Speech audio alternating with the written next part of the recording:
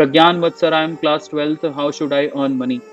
बस आप मेहनत करो, पहले अपनी पढ़ाई पूरी करो और साथ-साथ में आप क्या कर सकते हो, अगर आपको घर में पॉकेट मनी मिलती है, तो बजाय उसको वेस्ट करने के, पिज़्ज़ा-विज़्ज़ा खाने के, कोल्ड ड्रिंक में वेस्ट करने के, आप उसको शेयर मार्केट में इन्वेस्ट कर दो, म्यूचुअल फंड में इन्वेस्ट करो।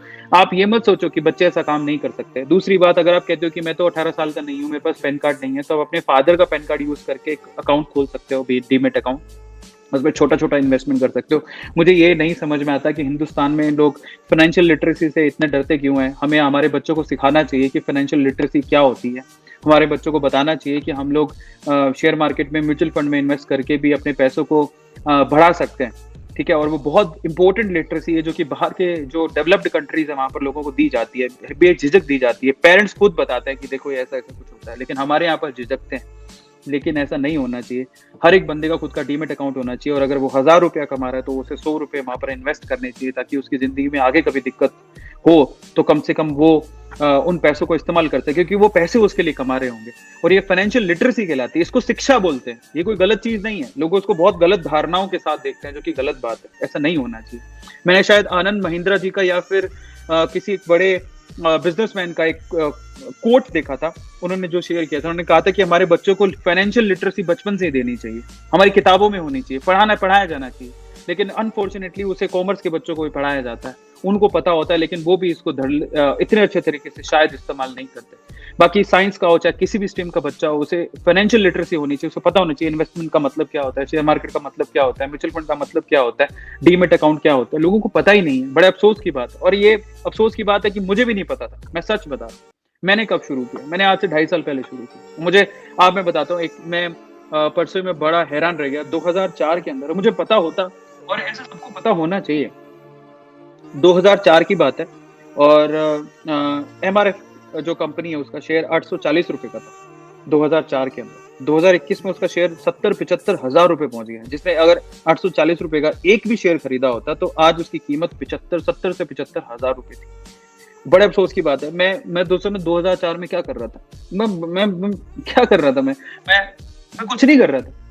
तो मुझे हैरानी होती काश मुझे उस वक़्त पता होता तो शायद यार ₹840 क्या होते हैं? अपने पेरेंट्स से पॉकेट मनी लेते तो थोड़ा-थोड़ा भी बचाते तो शायद मैं एक शेयर भी खरीद लेता तो आज उसकी इतनी कीमत होती।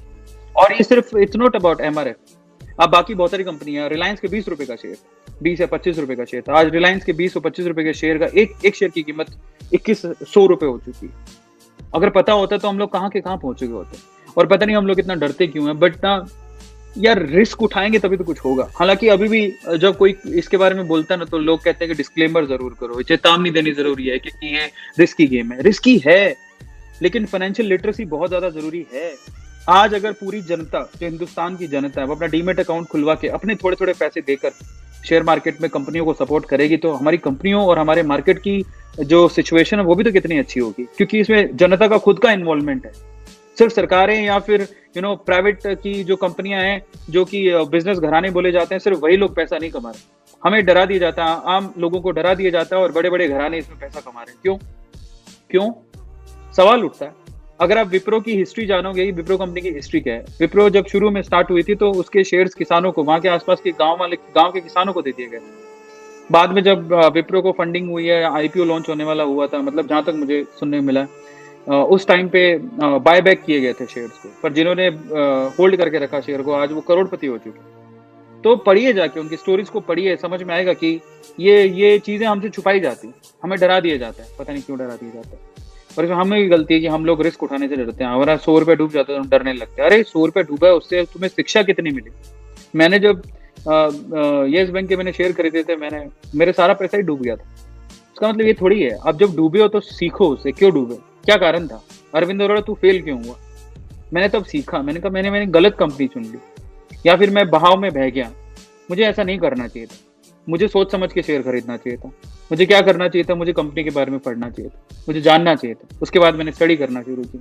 और स्पेशली ऐसा है कि आप ऐसी कंपनी में, आपको अगर बहुत ज़्यादा समय नहीं है तो आप उन कंपनियों में पैसा लगाइए जो कंपनियां ब्लू चिप कंपनियां हैं, जो पिछले काफ़ी सालों से चलती आ रही हैं और आज भी चलेंगे और कल भी चलेंगे। समझ रहे हो? और कई लोग कह रहे हैं अकाउंट नहीं है। अकाउंट के लिए आपको 18 साल का होना जरूरी है, आपके पास पैन कार्ड होना जरूरी है। अगर आप नहीं हो 18 साल के तो अपने पापा के अकाउंट से, पापा के पैन कार्ड से खुलवा सकते हैं। डरो मत, रिस्क उठाओगे तो कुछ पाओगे। और आपको पापा का पैसा थोड़ी लगाना, आपको पापा जो पॉकेट मनी देते हैं, मान लो जो आपके पापा ने 100 रुपए दिए, दिन के 100 रुपए दिए, 10-10 रुपए बचाओ। और जब आपके पास पैसे इकट्ठा हो जाए तो थोड़ा बहुत जो 1000 रुपए भी इकट्ठा हो गया या 500 रुपए इकट्ठा हुआ, उससे आप अच्छा शेयर खरीद सकते हो। अच्छी-अच्छी कंपनियों के अच्छे-अच्छे शेयर आते हैं। ज़ोमैटो का आईपीओ लॉन्च हुआ, कितने रुपए का शेयर है? 150 रुपए का भी शेयर नहीं है शायद आज के टाइम पे। तो आप खरीद सकते हो। तो ऐसा कुछ नहीं है, फाइनेंशियल लिटरेसी सबको होनी चाहिए और परिवार में सबको, माँ-बाप को ना ऐसे बच्चों को डराना नहीं चाहिए। हर एक तरीके से पैसा कमाया जा सकता है और डरने की ज़रूरत नहीं है, क्योंकि बाकी लोग भी इसी से पैसा कमा रहे हैं और खूब पैसा कमा रहे हैं। तो